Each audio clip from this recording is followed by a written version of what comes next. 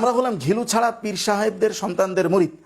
আমাদের পীর সাহেব হুজুর দামাত বরাকাতুল আলিয়াগণ, আপনি দেখবেন জামায়াত ইসলামের বদনাম ছাড়া ওনাদের মনে রাজনৈতিক কোনো পুঁজি পাট্টাই নাই, এরকম একটা অবস্থা। এই নির্বাচনে আমরা যদি দেশে থাকতাম আরো 12-15-20টা চেয়ার হয়তো পেতাম, কিন্তু এখন চেয়ারওয়ালারা সংসদে আছে না, ইসলামের নামে কোনো একটা কথা তারা উচ্চারণ করতে পারছে এই পর্যন্ত। এই যে আমাদের হজরত কথা বলেছেন, উনিও মনে হয় ওনাদের এক ভাই, তো উনি কি বললেন, কি বলতে চাচ্ছেন যে পার্লামেন্টে জামাত ইসলামের মেম্বাররা গিয়ে ইসলামের জন্য তারা কি কিছু করতে পেরেছে, মানে ইসলামের জন্য তারা কিছু করতে পারেনি। আসলে তো বিষয়টা একটু গভীরভাবে আমরা বুঝে দেখি। এদের কাছে ইসলামের জন্য কিছু করার অর্থটা কিন্তু খুবই ঠুনক। মানে ইনাদের কাছে ইসলামের নামে কিছু করার অর্থই হলো ডাক ঢোল পিটানো, আর কিছু না।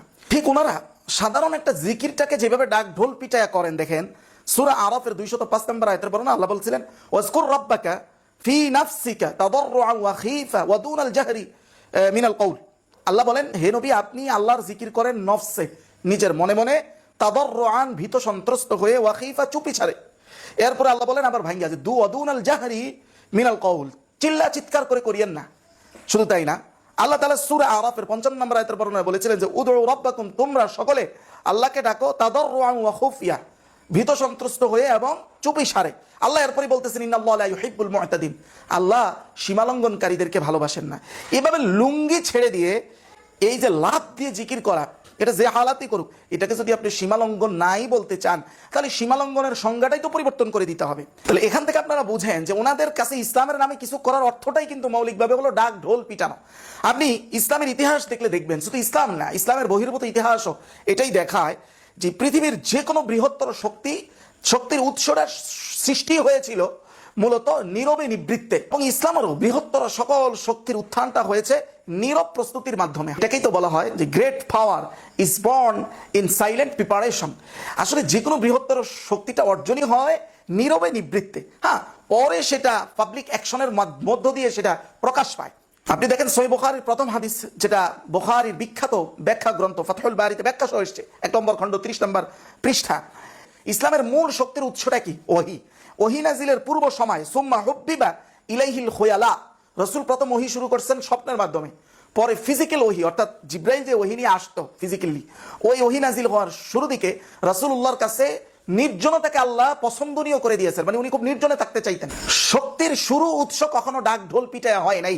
শুধু তাই না, সিরাত আন-নাবাউইয়া, যেটা ইমাম ইবনে হিশামের লেখা 2 নম্বর খণ্ড 319 নং পৃষ্ঠা, একটা চমকপ্রদ ঘটনা আনা হয়েছে। রাসূলুল্লাহ যখন সুলহে হুদাইবিয়ার সন্ধি করেন, কাফেররা কি বলেছিল যে আপনার নতুন এখন থেকে কুরাইশরা যারা কাফের মুসলমান হবে, এদেরকে আপনি আশ্রয় দিতে পারবেন না, সব আমাদের হাতে উঠিয়ে দিবেন, মানে আপনি নবী হয়ে আমাদের হাতে উঠিয়ে দিবেন। বাস্তবে এই ঘটনা ঘটছেও। কার ক্ষেত্রে ঘটেছে দেখেন, ফাকাল আবু জান্দাল ইবনে সুহাইল।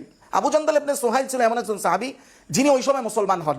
মুসলমান হওয়ার পরে উনি সেখানে বন্দী ছিলেন। ওই অবস্থাও রাসূলুল্লাহ ওনাকে ছুটানোর চেষ্টা করেন নাই। এক পর্যায়ে তিনি নিজে কোনো একভাবে পালায়ন করে মুসলমানদের কাছে আশ্রয়ের জন্য আসছেন। তখন মুসলমানরা রাসূলুল্লাহর সম্মতিতে তাকে কাফেরদের মুশরিকদের হাতে উঠে দেওয়া হচ্ছিল। তখন তিনি চিৎকার করে এই কথা বলছিলেন যে আউরাদ্দু ইলাল মুশরিকিন ওয়াকাদ জিতু মুসলিমান, তোমরা আমাকে মুশরিকদের কাছে ফিরিয়ে দিতেছো অথচ আমি মুসলমান হিসেবে এসেছি। তখন এই কথার উত্তরে রাসূলুল্লাহ ওনাকে বলেন, ইয়া আবা জান্দাল, হে আবু জান্দাল, তুমি ইসবির, ধৈর্য ধারণ করো, ওয়াহতাসিব, এই কাজের বিনিময় আল্লাহর কাছ থেকে সওয়াবের আশা করো। আপনি দেখেন এই ঘটনা তো সত্যিকার অর্থে বাংলাদেশ জামায়াত ইসলামের ক্ষেত্রে ঘটতো। তাহলে আমাদের পীর সাহেব হুজুরদের মতো ওনারা এই সাধারণ সহজ সরল যারা কোরআন হাদিসের কোনো জ্ঞানই রাখে না, এই মানুষগুলোকে কি বুঝাইতো? স্পষ্ট বলতো এদের মধ্যে ইসলাম নাই।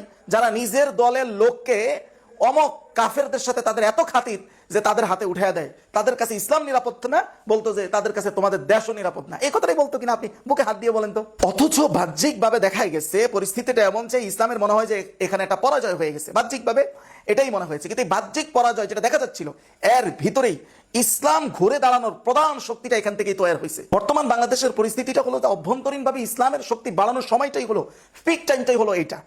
এখন বাংলাদেশে ডাক ঢোল পিটানোর সময়টা নয়। বাংলাদেশে ডাক ঢোল পিটিয়ে পূর্ণাঙ্গ শরিয়া কায়েম করবে এমন কোনো গোষ্ঠী বাংলাদেশে এই মুহূর্তে নাই, এমন কোনো দলই এই মুহূর্তে নাই। শুধুমাত্র আমরা ডাক ঢোল পিটানের মাধ্যমে মুরিদদেরকে ভিড়ে রাখতেছি, সহজ সরল যারা আসলে গভীর চিন্তা করা তাদের পক্ষে সম্ভবই না। আর যারা ভিড়ে আছে কোনোভাবে যেন তারা ছুটে না যায়, এই ছুটে না যাওয়ার টিপস হিসাবে এই ব্যবহারগুলো হচ্ছে। আসলে ইসলাম প্রতিষ্ঠার এখানে কোনো মূল উদ্দেশ্য না হওয়ার অধিকতর সম্ভাবনা আছে। আর যদি মূল উদ্দেশ্য এটাই হয়, তাহলে স্পষ্ট যে মানুষগুলোর পড়াশোনাও নাই, একেবারে স্বল্প আইকিউর, যাদের দ্বারা এই ঢোল পিটানোই হবে, আর এর বেশি কিছু হবে না। যদি এটা এত হাতের মোয়াই হতো, তাহলে সরমনাই হুজুর তো বলছেন যে আমি কামানের সামনে ছিলাম।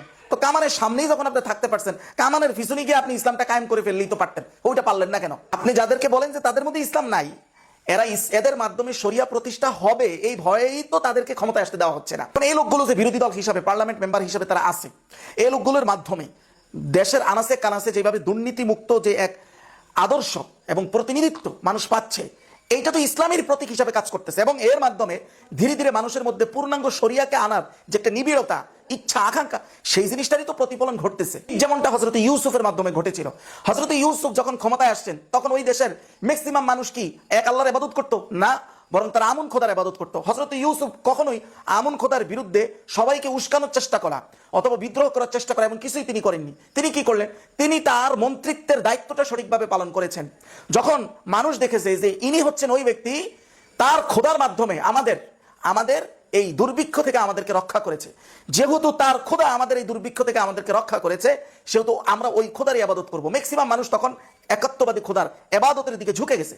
কিন্তু এই কাজটাই প্রথম দিন থেকে হযরত ইউসুফ এইভাবে ডাক ঢোল পিটায়া করলে ওনার ক্ষমতাও থাকতো না, এটা হইতো না। ইউসুফের 54 নম্বর আয়াতের বর্ণনায় মানুষ তখন বলল, ইন্নাকাল ইয়াউমা লাদাইনা মাকিনুন আমিন, আপনি আমাদের কাছে একজন প্রতিষ্ঠিত এবং বিশ্বস্ত মানুষ। রাসূলুল্লাহর যে মূল শক্তি, সেটা কিন্তু ইসলামের ঘোষণার আগেই সমাজে প্রতিষ্ঠিত হয়ে গেছে।